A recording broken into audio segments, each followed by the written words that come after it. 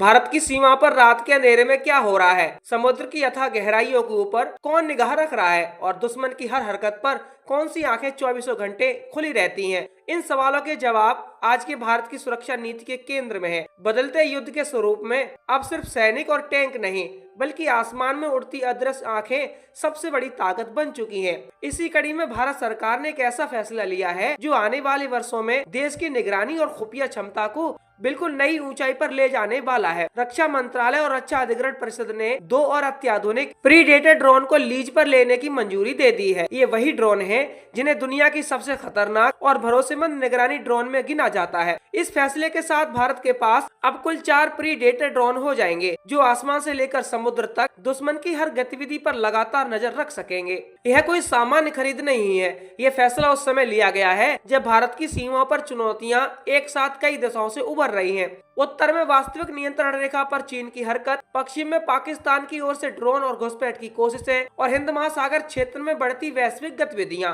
इन सब ने भारत को अपनी निगरानी प्रणाली को और ज्यादा मजबूत करने पर मजबूर किया है। प्रीडेटर ड्रोन, जिन्हें तकनीकी भाषा में उच्च ऊंचाई पर लंबे समय तक उड़ान भरने वाले मानव रहित विमान कहा जाता है, ये बिना पायलट के काम करते हैं। ये ड्रोन 24 से 40 घंटे तक लगातार उड़ सकते हैं और हजारों किलोमीटर दूर तक दुश्मन की गतिविधियों पर नजर रख सकते हैं।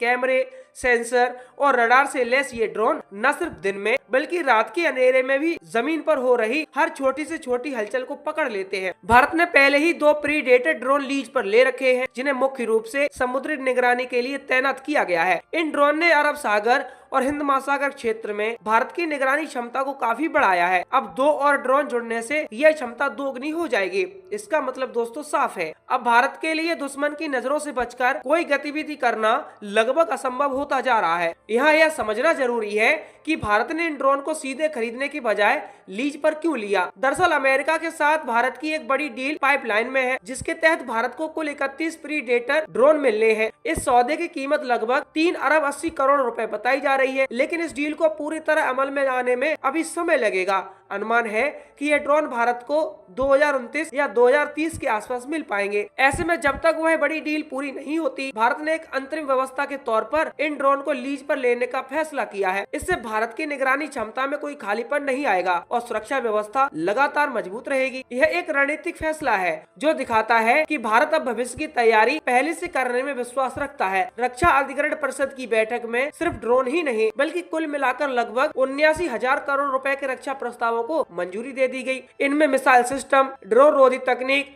रडार और अन्य सैन्य उपकरण शामिल हैं। इसका साफ संकेत है कि भारत आने वाले समय में युद्ध के आधुनिक स्वरूप को ध्यान में रखते हुए अपनी सेना को पूरी तरह तैयार करना चाहता है। प्रीडेटर ड्रोन की सबसे बड़ी खासियत उनकी बहुभूमिका क्षमता है। ये सिर्फ निगरानी ही नहीं बल्कि जरूरत पड़ने पर लक्ष्य की पहचान और सटीक जानकारी देने में भी सक्षम है। युद्ध के समय ये ड्रोन दुश्मन की सैन्य तैनात, हथियारों की आवाजाही और रणनीतिक ठिकानों की जानकारी रियल टाइम में भेज सकते हैं। इससे जमीनी कमांडरों को तुरंत फैसले लेने में मदद मिलती है। सीमा पर ड्रोन की भूमिका आज पहले से कई ज्यादा अहम हो गई है। पिछले कुछ वर्षों में भारत पाकिस्तान अंतर्राष्ट्रीय सीमा पर ड्रोन के जरिए हथियार और नशीले पदार्थ निगरानी की घटनाएं सामने आई हैं। इसी तरह वास्तविक नियंत्रण रेखा पर चीन की गतिविधियों पर नजर रखना भी एक बड़ी चुनौती रही है। ऐसे में प्रीडेटर जैसे ड्रोन भारत को वह आंख देते हैं जो बिना थके, बिना रुके हर पल निगरानी कर सकती है। समुद्री क्षेत्र में भी इन ड्रोन की भूमिका बेहद महत्वपूर्ण है। हिंद महासागर क्षेत्र में चीन की बढ़ती मौजूदगी भारत के लिए चिंता का विषय रही है।